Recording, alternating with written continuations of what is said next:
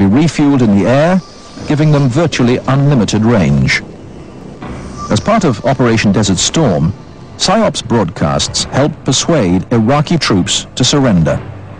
But Operation Uphold Democracy in Haiti in October 1994 is its biggest success so far. The US military's mission was to back ousted President Jean-Bertrand Aristide in overthrowing the de facto military regime. Commando Solo broadcast messages in Creole. Appeals for calm were interspersed with news panel discussions and local music. Other broadcasts were aimed at stemming refugee flotillas. Messages informed them that they would not be allowed to enter the United States. We were able to turn off the refugees, prepare the country, and to provide an alternative to invasion so that when Aristide did return, it was a peaceful return of a legitimate power. And that is the ultimate goal of psychological operations. We were able to basically win a contingency, I wouldn't call it a war, without firing a shot. But this system does have its limitations.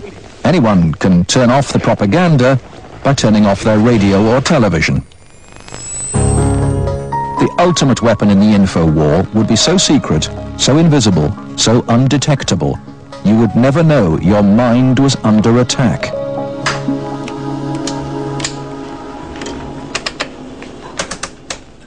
At Laurentian University in Ontario, Canada, a young student is about to undergo one of the strangest experiences of her life.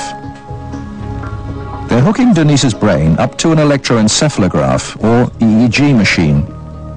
For 30 to 40 minutes, this will monitor her brainwaves.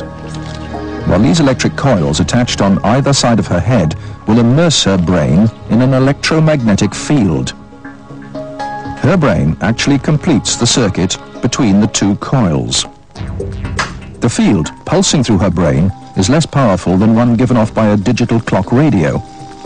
But acutely controlled and focused at specific parts of the brain, it will open Denise's mind to outside suggestion by this man. We're going to do a switch to see if it's right or left hemisphere. Use your frontal temporal. Dr. Michael Persinger is a professor of psychology and neuroscience. He is designing ways to put the power of mind control to good use. Dr. Persinger's research focuses on brain trauma, and he uses carefully controlled doses of electromagnetic radiation to induce relaxation and alleviate pain. So what Sandra did was to initiate a opiate releasing pattern. That's a burst firing field that is stimulated once every 4 seconds. And that produces relaxation and a very pleasant sensation. Similarly, using the appropriate fields, we can induce fear and apprehension, but clearly that would be unethical in that setting. Dr. Persinger's tests suggest that carefully programmed electromagnetic frequencies can tap into individual brains and influence people's emotions. The cognitive processes of the human brain are really quite simple. And if you understand how they work, you can make entire populations think and decide the manner in which you wish. Many experts are skeptical of such an Orwellian scenario, but Persinger thinks the implications are chillingly real. Suppose you generate a field that produces fear, fundamental fear, in large numbers of people. And then, over the television, more traditional ways, you say, the reason we're having this fear is because of this particular group. And now you start to move the population believing in a direction that you wish.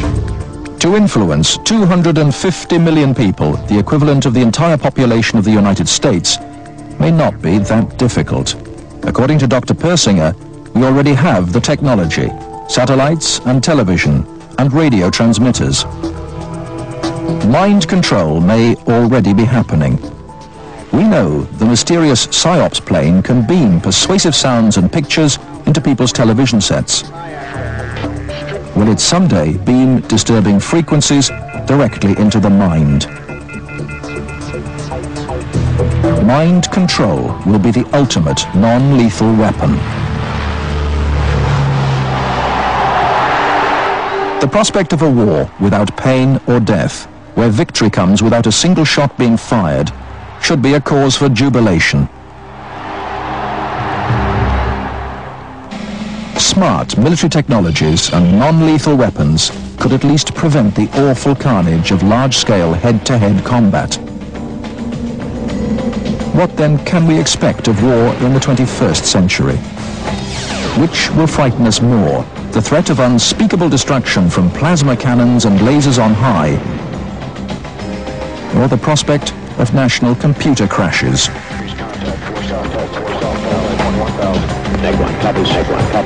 Paradoxically, the promise of truly bloodless war may come only with the most devastating weapon of all.